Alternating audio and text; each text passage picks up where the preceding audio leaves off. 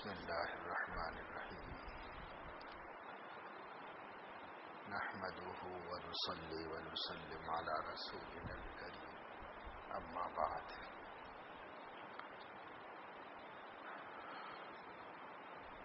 قال الله تبارك وتعالى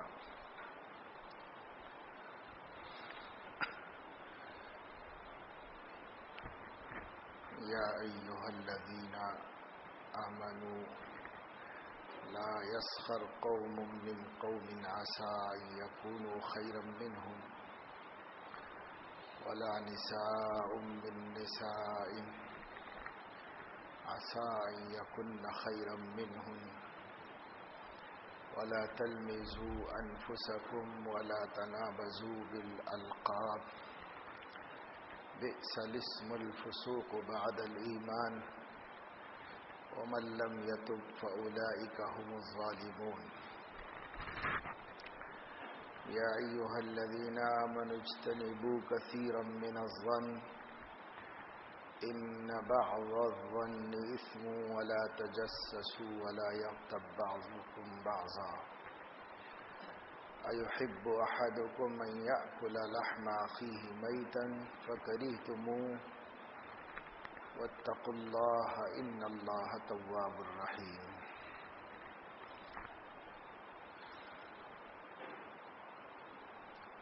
سورۃ الحجرات کی اس آیت شریفہ میں اللہ تبارک و تعالی شانہ نے کچھ سماجی اجتماعی باہمی آداب زندگی بیان فرمائے ہیں. مسلمانوں کو آپس کے سماج میں، خاندان میں، رشتہ داروں میں، پڑوس میں کن باتوں کی رعایت کرنی چاہیے اور زندگی کو خوشگوار بنانے، امن اور امان کو حاصل کرنے کے واسطے کن بنیادی باتوں کی ضرورت ہوتی ہے کہ آدمی ان کا لحاظ رکھے تو ایک دوسرے کو اپنے ضرر سے بچا سکتا ہے اور راحت اور آرام کی زندگی گزار سکتا ہے. مجموعی طور پر چند ایک باتوں کی طرف توجہ دلائی جس کو اخلاق کی تعلیم کہا جاتا ہے، اجتماعی زندگی کے آداب کہا جاتا ہے.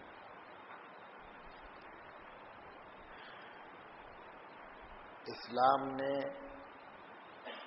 بحیثیت مجموعی دو چیزیں بیان کی ہیں جو ہر انسان کے ذمہ ہوتی ہیں. ایک کو فرائض کہتے ہیں اور دوسرے کو حقوق کہا جاتا ہے. فرائض اور حقوق تمام اسلامی قوانین اور احکامات انہی دو چیزوں سے متعلق ہوتے ہیں. انسان کے ذمے کیا فریضہ ہے اور اس کے ذمے کیا حق ہے. فرائض اپنی ذات سے متعلق ہوتے ہیں، حقوق دوسروں کی ذات سے متعلق ہوتی ہے. انہی دو چیزوں کے اطراف پوری شریعت اسلامیہ اور پورا قانون گھومتا ہے. بلکہ علماء فرماتے ہیں کہ دنیا میں جتنے قوانین بنائے گئے ہیں ان سارے قوانین کی بھی اصل دو ہی چیزیں ہوتی ہیں، فرائض اور حقوق. ایک انسان پر اپنی ذات سے متعلق کیا ذمہ داری ہے اور ایک انسان پر دوسرے سے متعلق کیا ذمہ داری ہے. جو اپنی ذات سے متعلق ذمہ داریاں ہیں وہ فرائض کہلاتے ہیں، جو دوسروں کی ذات سے متعلق ذمہ داریاں ہیں وہ حقوق کہلاتے ہیں. سارا قانون اسلامی انہی دو چیزوں سے متعلق ہے۔ فرائض کیا ہیں اس کو معلوم کرو اور اس کی خلاف ورزی مت کرو، حقوق کیا ہیں اس کو معلوم کرو اور اس کی خلاف ورزی مت کرو۔ یہی ہر قانون کی اصل ہوتی ہے۔ اگر آپ غور کریں تو ہندوستان کا بھی ایک قانون ہے، سارا قانون پڑھیے تو یہی دو باتیں اس میں ملیں گی کہ ہر شہری کا فرض کیا ہے اور اس کے اوپر حق کیا ہے، یہی ملے گا۔ اس لیے اس بنیادی بات کو جو عقل کے مطابق، فطرت کے مطابق ہے، انسانی سماج کی اہم ترین ضرورت ہے، جب لوگ سیکھ لیں گے تو وہ خوشگوار زندگی گزاریں گے، اور اگر اس کو نہیں سیکھیں گے تو زندگی میں کبھی خوشگواری نہیں آ سکتی۔ شخصی زندگی بھی تلخی اور تنگی کا شکار ہوگی۔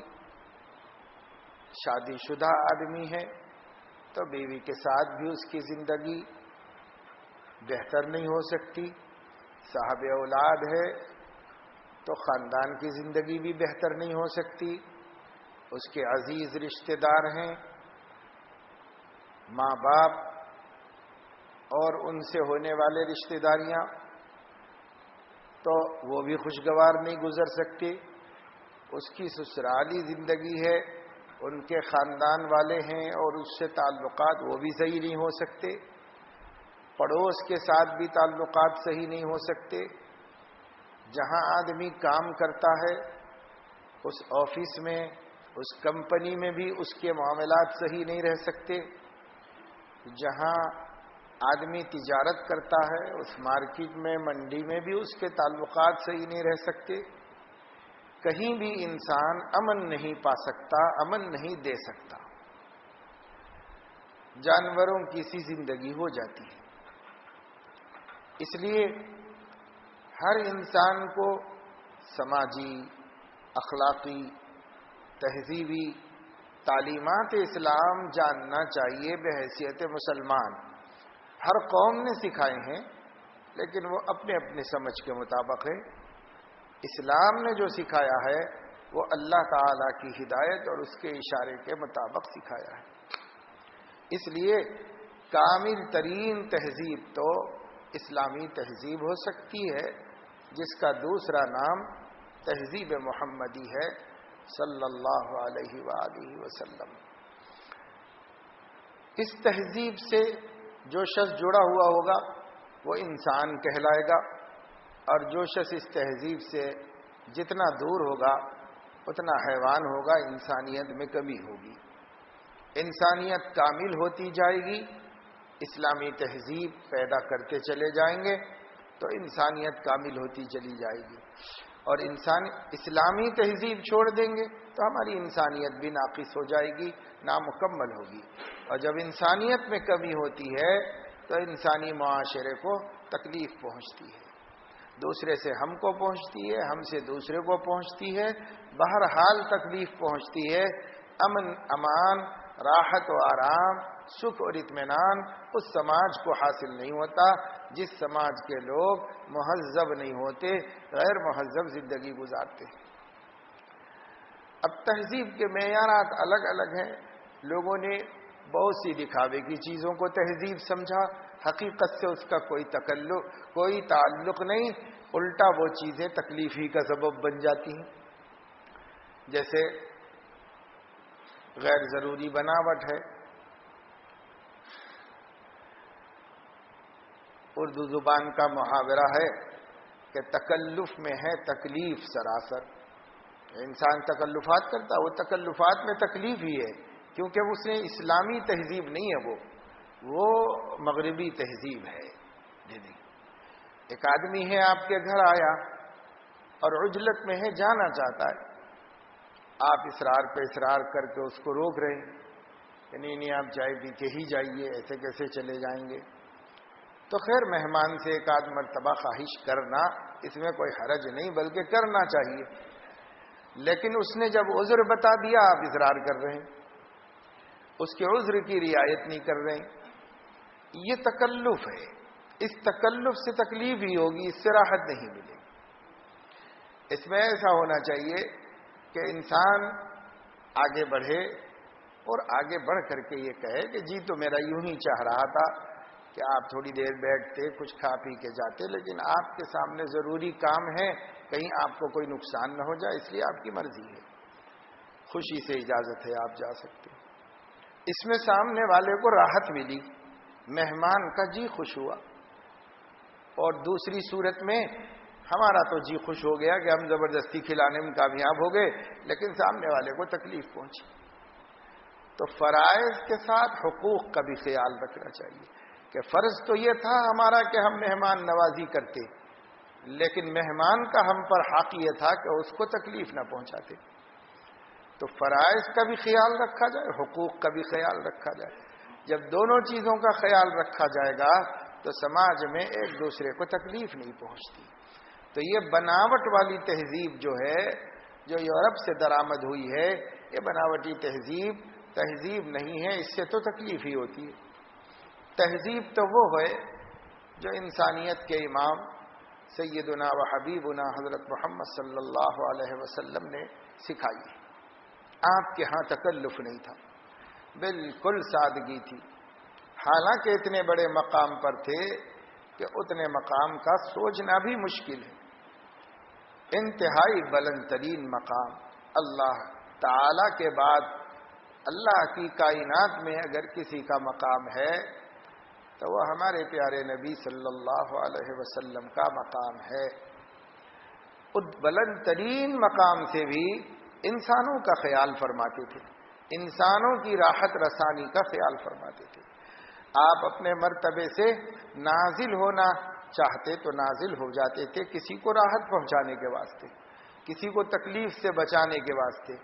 یہ آپ کا مقام تھا. تو آپ نے سکھایا کہ تہذیب وہ ہے جو میرے اندر ہے، اور جو چیز نبی کی ذات میں نہیں ہے وہ چاہے دنیا کے سارے عقل مند تہذیب کہیں، حقیقت میں وہ نتیجے کے اعتبار سے بد تہذیبی ہی ہو سکتی ہے، تہذیب نہیں ہو سکتی.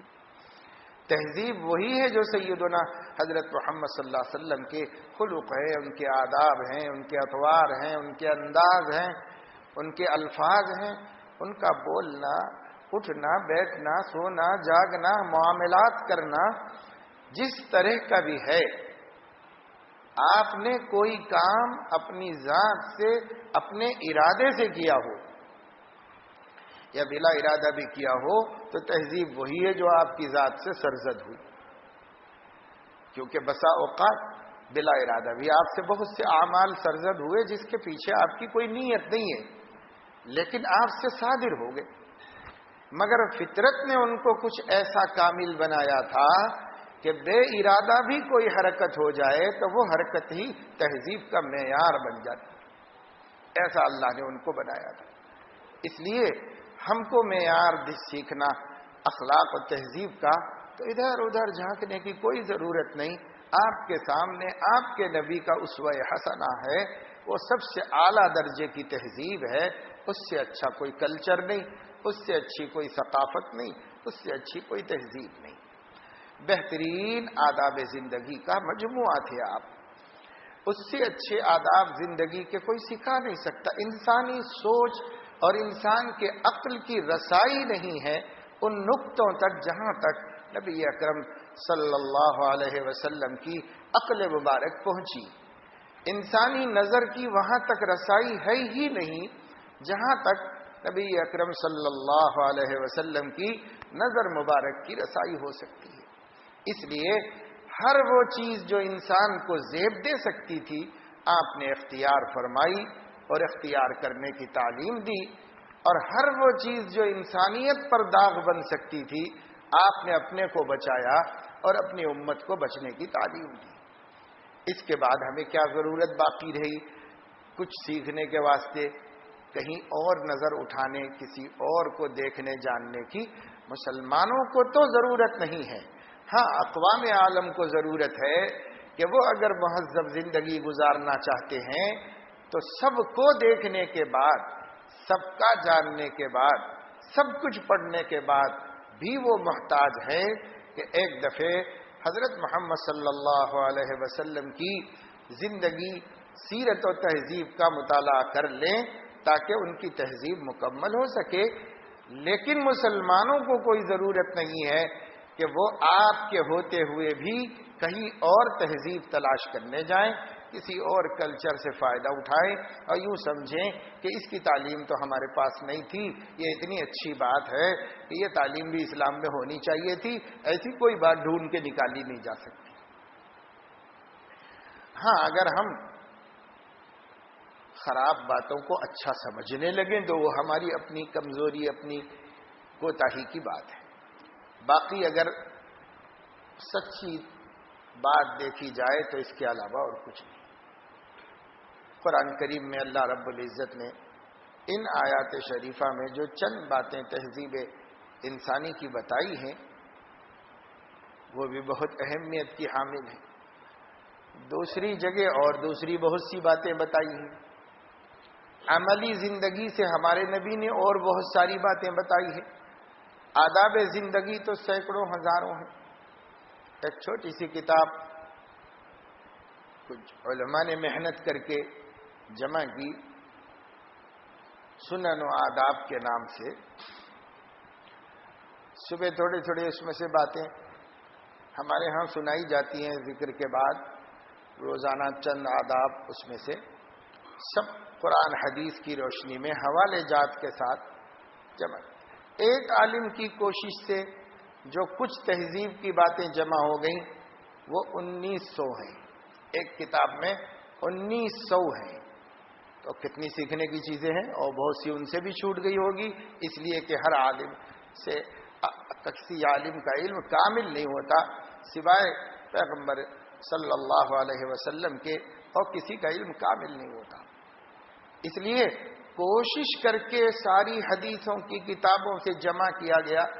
تو ایک شخص نے زندگی کے مختلف موقعوں سے متعلق آداب نبی کی زندگی میں سے جوڑے تو وہ تو 1900 سے زائد ہے جو انہوں نے جمع کی.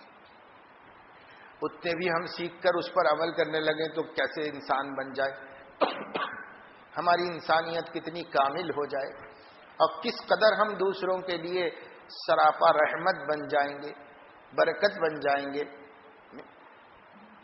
رسول اللہ صلی اللہ علیہ وسلم کا رحمت ہونا تو یہی ہے کہ آپ سے کسی کو تکلیف نہیں پہنچ سکتی تھی.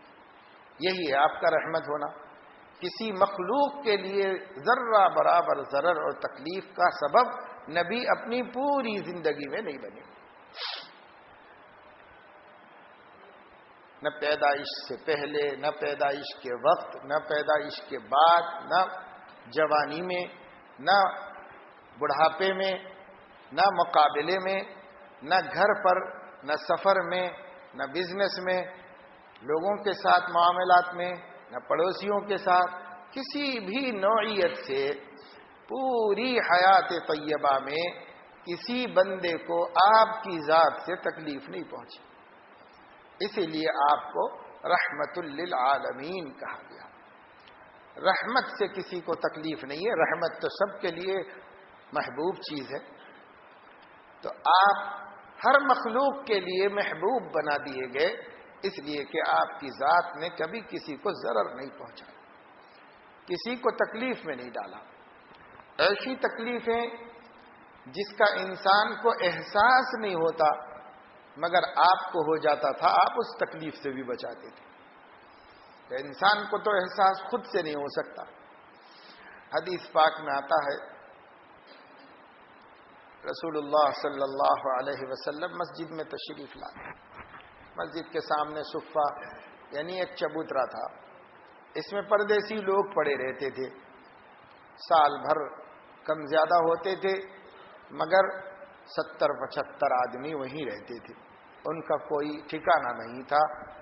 گویا ایک طرح رسول اللہ صلی اللہ علیہ وسلم کے وہ مہمان ہوتے تھے، آپ ان کے میزبان اور نگہبان ہوتے تھے.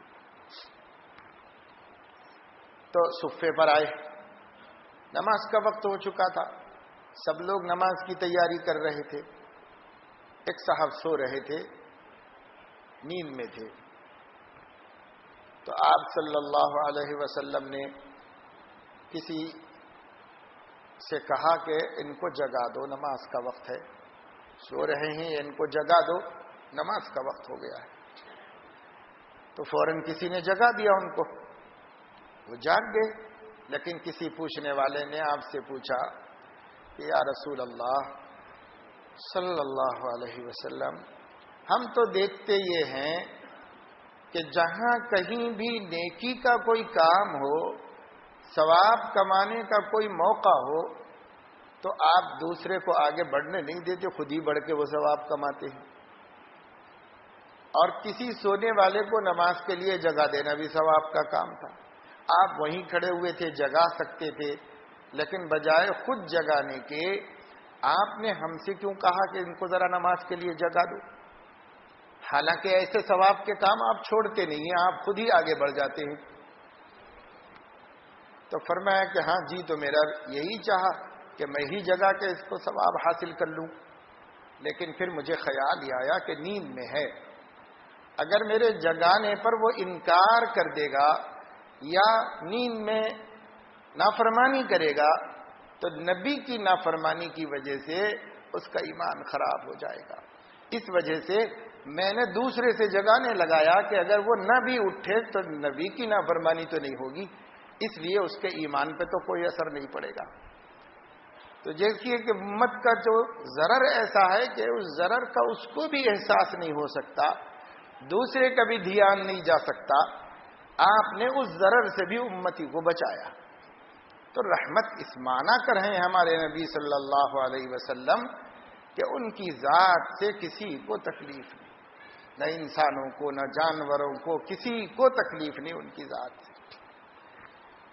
اور یہ کوئی معمولی بات نہیں ہے کہ آدمی اللہ تعالی کی طرف سے حق کا ایک پیغام لے کر آئے اور ایسی قوم کی طرف لے کر آئے جو سخت ترین مخالف ہو، انتہائی جاہل ہو اور بے تہذیب زندگی گزارتی ہو، اور ان کے درمیان میں اپنے کام پر بھی قائم رہیں، اپنے فرض کو بھی ادا کریں، دعوت میں بھی کوتاہی نہ ہو اور حق کو حق کہیں، دین کے معاملے میں کوئی سمجھوتا نہ کریں، ایک بال کے برابر بھی نبی اپنے موقف سے ہٹنے کے لیے کسی قیمت پر تیار نہیں ہوتے،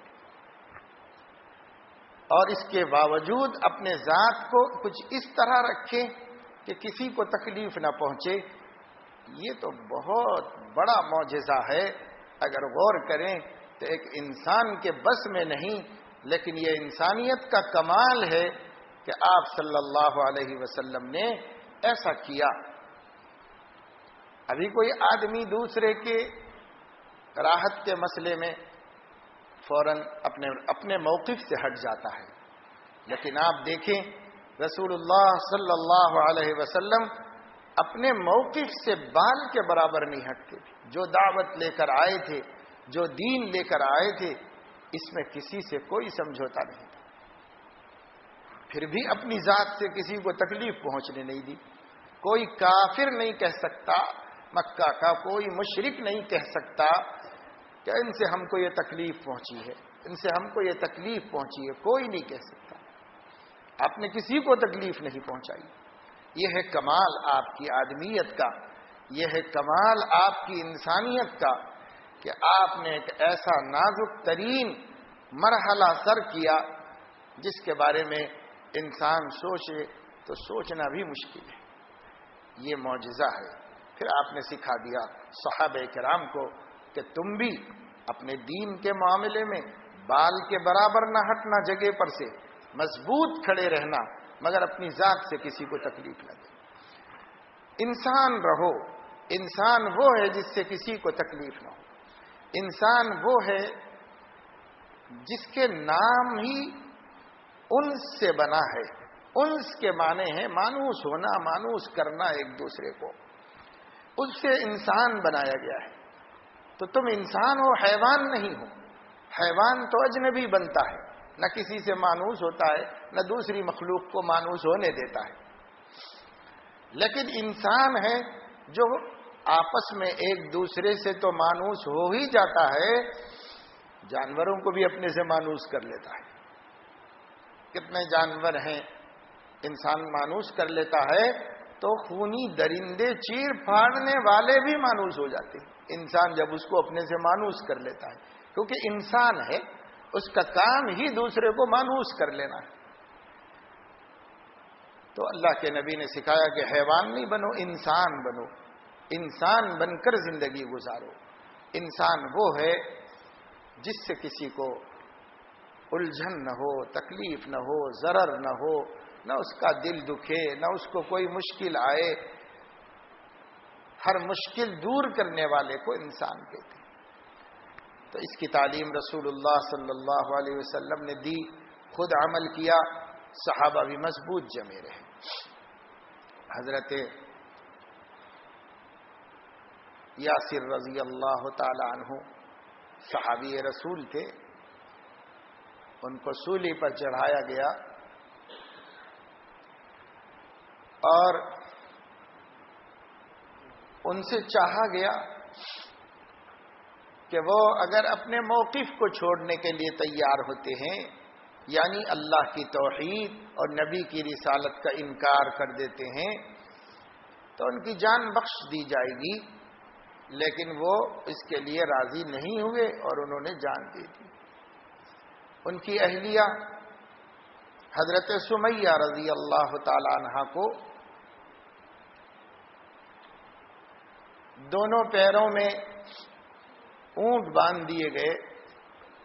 اس کے بعد ان سے مطالبہ کیا گیا کہ اپنا منظر، اپنا حشر سوچ لو، ابھی ایک اونٹ کو ہم ادھر ہکا دیں گے، ایک کو ادھر ہانک دیں گے، تب تمہارا کیا حشر ہوگا، تکلیف کی کیا حد ہوگی، تم سوچ سکتے ہو۔ جب زندہ انسان کو چیرا جائے دو ٹانگوں سے تو کیا تکلیف ہوگی۔ عورت ذات اگر تم چھوڑ دیتے ہو، یہ بات، جو بات حضرت محمد صلی اللہ علیہ وسلم تم سے کہلوا رہے ہیں، تم اس سے دستبردار ہو جاتے ہو تو تمہاری جان بخش دیں گے، راحت دے دیں گے، مال دیں گے، سب کچھ دیں گے۔ نہیں تو ابھی یہ اونٹ ادھر اور یہ اونٹ ادھر ہکا دیا جائے گا۔ انہوں نے کہا کہ ہم اس کلمے سے دستبردار نہیں ہو سکتے، ہم نے کسی نادانی سے، دباؤ سے اس کو اختیار نہیں کیا ہے، ہم نے سوچ سمجھ کر اپنے دل کی گہرائی سے اختیار کیا ہے۔ جو چیز دل سے نکلی ہے اس کو مٹایا نہیں جا سکتا، ختم کیا نہیں جا سکتا، لہذا تم ہمیں جس چیز سے ڈرا رہے ہو، یہ ہے تو بڑی اذیت ناک چیز کہ جس کے تصور سے بھی رونگٹے کھڑے ہو جاتے ہیں، پر ہمارے ایمان کے مقابلے میں اس کی کوئی وقت نہیں۔ چنانچہ وہی کیا گیا اور سلام ہو حضرت سمیہ کی روح مبارک کو، ان کی عظیمت و ایمان کو، کہ نیزہ مارا گیا شرمگاہ پر، چرنا شروع ہو گئی، لیکن ایمان سے دستبردار نہیں۔ یہ ہے موقف پہ جمنا، نبی نے سکھایا، اپنی بات پر جمو، سمجھوتا نہیں ہے، سودا نہیں ہے، اس پر ہم جمے ہوئے ہیں اپنے دین کے اوپر، اپنے دین پر جمنے کا حکم دیا گیا۔ لوگ کہہ رہے ہیں کہ حالات اچھے نہیں ہیں تو انسان کو اپنے دین میں بھی سمجھوتا کر لینا چاہیے۔ کفریات اور شرکیات تک کے لیے لوگ راضی ہو جا رہے ہیں تاکہ ہم ملک میں امن سے رہ سکیں۔ اسلام نے یہ سکھایا کہ تم قربانی دے سکتے ہو، راحت کی، آرام کی، عزت کی، ہر چیز کی قربانی دے سکتے ہو، لیکن دین مذہب کی قربانی تم نہیں دے سکتے۔ دین تمہارا ذاتی نہیں ہے، دین اللہ نے تمہارے اوپر مسلط کیا ہے، مقرر فرمایا ہے۔ تمہارے خالق نے، تمہارے مالک نے، تمہارے پیدا کرنے والے نے، تمہارا حق نہیں بنتا کہ تم اس کے اندر لو دو کی پالیسی اختیار کرو، تمہارا اس میں کوئی حق نہیں بنتا، اس کے اندر اختیار نہیں ہے۔ اسی وجہ سے ایک خاتون تھی، بوڑھی تھی،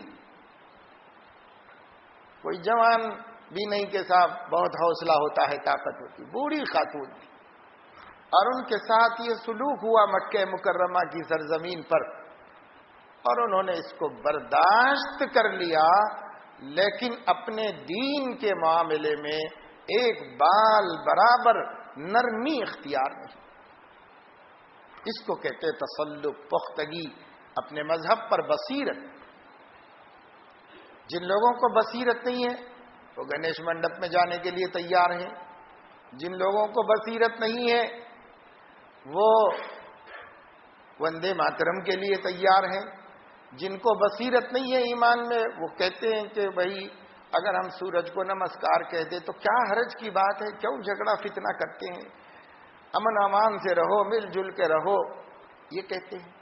حالانکہ بڑے پڑھے لکھے لوگ ہیں، لیکن خدا جانے کہتے ہیں کہ علم سے عقل بڑھتی ہے، تو ان کی عقل تو اور گھٹ گئی، اتنا بھی نہیں سمجھ میں آیا جتنا کہ حضرت سمیہ رضی اللہ تعالی عنہا کو، جو انجینئر بھی نہیں تھی، ڈاکٹر بھی نہیں تھی، سائنٹسٹ بھی نہیں تھی، کسی کالج میں بھی نہیں پڑھا تھا، بہت روشن دماغ جو کہا جاتا ہے، اعلیٰ تعلیم یافتہ کہا جاتا ہے، کچھ بھی تو نہیں تھی، لیکن ان کے اپنے ضمیر نے یہ بات کہی، مذہب وہ چیز ہے جس میں سمجھوتا نہیں کیا جاتا، ہر چیز میں کیا جا سکتا ہے، میری زمین پر کوئی گھس جائے تو ٹھیک ہے، چلو پڑوسی ہے جانے، سمجھوتا کر لیں، کوئی پیسہ ہمارا واپس نہیں دے رہا ہے تو سمجھوتا کر لو، چلو بھائی ٹھیک ہے نہیں دے سکتے، ہم تم کو بخش دیتے ہیں، معاف کر دیتے ہیں، کوئی غیر مسلم ہمارے ساتھ کوئی اور دنیاوی مادی زیادتی کرتا، چلو ٹھیک ہے بھائی ہم صبر کر لیں گے، تمہارے پڑوسی ہونے کے خاطر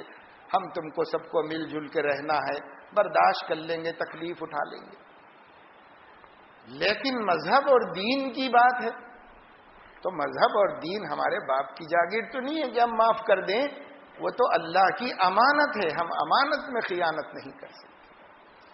یہ مضبوطی پیدا کی تھی اللہ کے نبی نے صحابہ کرام کے۔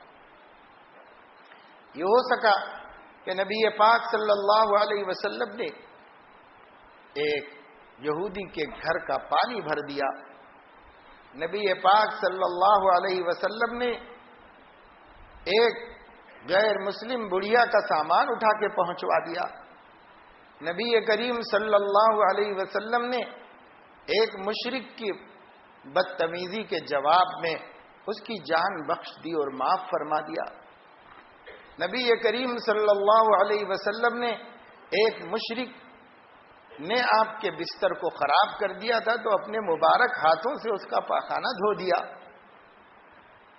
لیکن جب آپ سے یہ کہا گیا کہ ہم آپ دونوں مل کر سمجھوتا کر لیں گے، ایک دن ہم اللہ کی عبادت کر لیں گے، ایک دن آپ ہمارے بھگوانوں کو پوج لیا کرو، تو اللہ کے نبی صلی اللہ علیہ وسلم نے فرمایا لا اعبد ما تعبدون ولا انتم عابدون ما اعبد، جس کی میں عبادت کرتا ہوں تم نہیں کرنا چاہتے، اور جس کی تم کرتے ہو تو میں ہرگز کرنے والا نہیں ہوں، لکم دینکم ولی دین، تم اپنے دین سے راضی ہو تو رہو، میں اپنے دین سے ہٹ نہیں سکتا، اس سے یہ تھا نبی پاک صلی اللہ علیہ وسلم کا، ایک طرف قوم کے ساتھ خدمت کا، جستجو کا، رحمت کا، عنایت کا، شفقت کا، داد و سخاوت کا یہ عالم تھا، اور دوسری طرف دین کی بات آئی تو ایک بال کے برابر سمجھوتا نہیں ہو سکتا۔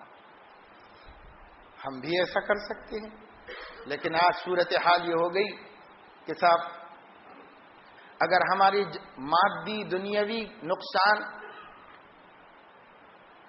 کسی غیر مسلم پڑوسی کی وجہ سے ہو جائے، چاہے وہ کتنا حقیر کیوں نہ ہو، کورٹ چلے جائیں گے، عدالت چلے جائیں گے، لڑائی جھگڑا فتنہ فساد کے لیے بھی تیار ہو جائیں گے، کیوں چھوڑیں بھائی، ہمارا حق ہے ہم کیوں چھوڑیں؟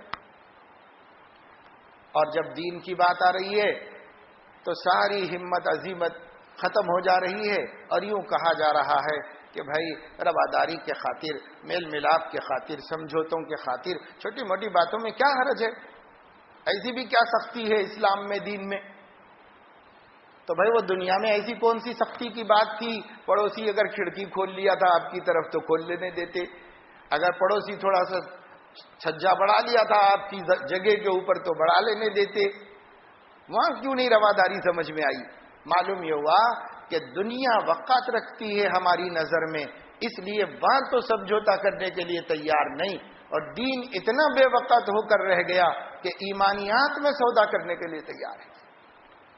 یہ ہمارا حال ہو گیا، یہ کیسے ہو سکتا ہے؟ اس لیے مسلمانوں کو چاہیے کہ مضبوط دین اختیار کرتے ہوئے ہر انسان کا احترام کریں، ہر انسان کو راحت پہنچائیں، ہم سے کسی کو تکلیف نہ ہو۔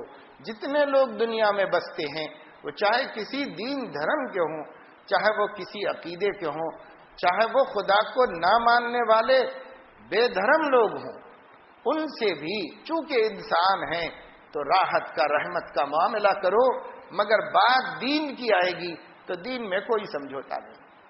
ایمان مضبوط ہونا چاہیے، یقین مضبوط ہونا چاہیے، جیسے صحابہ کرام کا یقین مضبوط تھا کہ کسی کو سولی پہ چڑھایا گیا اور کسی کو 2 ٹکڑے کر دیے گئے، کسی کو آگ پہ لٹایا گیا، کسی کو لوہے کے گرز سے مارا گیا، کسی کو بیڑیاں باندھ کر کے ایسے مجبور کیا گیا کہ نبی رحمت صلی اللہ علیہ وسلم دیکھتے تھے ایک ایک مظلوم مسلمان کو تو آنکھ سے آنسو نکلتے تھے اور یوں فرماتے تھے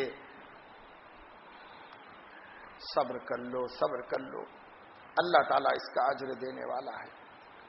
کیونکہ اس وقت آپ ان کی مدد کرنے کے موقف میں بھی نہیں تھے، اس کے باوجود آپ اسبرو یا آل یاسر اسبرو، حضرت یاسر کا پورا خاندان مصیبت میں تھا، دیکھتے تو فرماتے یاسر کے گھر والوں صبر کر لو، صبر کر لو، بس یہ فرماتے۔ لیکن دین کے معاملے میں کسی بھی رعایت کی آپ نے اجازت نہیں عطا فرمائی صحابہ کرام کو، اس لیے کہ وہ امانت ہے، وہ جاگیر نہیں ہے ہماری، وہ امانت ہے۔ جب امانت ہے تو ہم اس میں خیانت نہیں کر سکتے۔ یہ مضبوطی کب پیدا ہوگی؟ جب انسان دونوں باتیں اچھی طرح سیکھ لے، فرض کیا ہے، حقوق کیا ہے۔ فرض میں یہ داخل ہے کہ اپنے اللہ کے حکم کو سب سے زیادہ وقت دی جائے، اور اللہ کے حکم کے مقابلے میں کسی حکم کو حکم نہ سمجھا جائے۔ ہاں، اللہ کے حکم کے بعد مخلوق کے بھی احکام کی اہمیت ہو سکتی ہے، لیکن اللہ کے حکم کے مقابلے میں نہیں ہو سکتی، اللہ کے حکم کے برابری میں نہیں ہو سکتی۔ سب سے بڑا حکم اللہ کا ہے، ان الحکم الا للہ، حکم تو صرف اللہ کا ہے۔ یہ اللہ تعالیٰ کا ایک طرف یہ ہمارے دل میں آئے، یہ ہمارا فریضہ ہے، اور حقوق یہ ہیں کہ ہم ایسی زندگی گزاریں کہ کسی کو تکلیف نہ پہنچے، نہ اپنوں کو پہنچے، نہ پرایوں کو پہنچے، نہ پڑوسیوں کو پہنچے، نہ دور والوں کو پہنچے، نہ مسلمانوں کو پہنچے، نہ غیر مسلموں کو پہنچے، کسی کو بھی ہم سے تکلیف نہ پہنچے، ہم کسی کو تکلیف نہ دیں، اپنی ذات سے، اپنی زبان سے، اپنے اعمال سے، اپنے اخلاق سے ہم کسی کو تکلیف نہ دیں۔ یہ حقوق ہے، تو حقوق کو بھی ادا کریں اور فریضے کو بھی ادا کریں۔ فریضہ یہ ہے کہ دین پر خود مضبوطی سے جمے رہیں، اتنی مضبوطی سے کہ ایک پہاڑ تو اپنی جگہ سے ٹل سکتا ہے، لیکن مسلمان کے عقیدے کو کوئی ہٹا نہیں سکتا، ہلا نہیں سکتا۔ ایسی مضبوطی سے عقیدے پر جمے رہیں۔ ان دونوں چیزوں کو جمع کریں گے تو ہم اللہ کو راضی کر سکیں گے، اور اگر دونوں میں سے ایک بھی نہیں ہوگی تو بھی اللہ کو ہم ناراض کریں گے۔ یعنی ہم مضبوط مسلمان تو ہیں لیکن حقوق نہیں ادا کرتے اور لوگوں کے لیے زحمت بنے ہوئے ہیں تو بھی اللہ راضی نہیں ہوگا۔ اور اگر ہم لوگوں کو تو بہت آرام پہنچاتے ہیں، ان کے ہر مطالبے کو مان لیتے ہیں ان کا دل خوش کرنے کے لیے، یہاں تک کہ اپنا دین چھوڑنے کو بھی تیار ہو جاتے ہیں، تو بھی اللہ راضی نہیں ہوگا، اللہ ناراض ہوگا، اور اللہ کی ناراضگی کے بعد ہماری نجات کا کوئی راستہ نہیں رہ جاتا۔ اس لیے اللہ تعالیٰ سے دعا بھی کرتے رہنا چاہیے، کوشش بھی کرتے رہنا چاہیے۔ ربنا لا تزغ قلوبنا بعد اذ هديتنا وهب لنا من لدنك رحمة انك انت الوهاب۔ یہ دعا پیغمبروں نے مانگی ہے اور ہمیں تو خصوصاً اس دور میں بہت اہتمام سے بار بار مانگنی چاہیے، اے ہمارے پروردگار ہمارے دلوں کو ہدایت کے بعد گمراہی کی طرف مت پھیر دیجئے، ہدایت آپ نے دی ہے اس کی حفاظت بھی کیجئے، کروائیے، ہمیں اس کی توفیق دیجئے، دم واپسی تک، آخری سانس تک ہم آپ کی دی ہوئی ہدایت کو بچا کر رکھ سکیں اور حفاظت کے ساتھ آپ کے حضور میں لا سکیں، اس کی ہمیں توفیق دیجئے۔ اللہ تعالیٰ سے اس کی دعا مانگتے رہنا چاہیے۔ ہمارے نبی یہ تو قرآن میں آئی ہے دعا، اور نبی کی مسنون دعاؤں میں آپ نے بھی بار بار اللہ سے یہ مانگا، اے اللہ ہدایت کے بعد گمراہی سے اور ترقی کے بعد زوال سے اور آگے بڑھنے کے بعد پیچھے ہٹنے سے ہم آپ کی پناہ چاہتے ہیں۔ اللہ سے پناہ مانگنا پڑے گا، کیونکہ ہمارے پاس کیا طاقت ہے کہ ہم اپنے ایمان کی حفاظت کر سکیں؟ اللہ سے مانگنا، اللہ سے مانگنا۔ جو شخص اپنی صلاحیتوں پر بھروسہ کرتا ہے وہ پھسل جاتا ہے، اور جو شخص اللہ پر اعتماد کرتا ہے اور اس سے حفاظت کی بھیک مانگتا رہتا ہے، اللہ اس کی حفاظت فرماتے ہیں۔ اللہ تعالیٰ اپنے فضل و کرم سے توفیق عمل نصیب فرمائے۔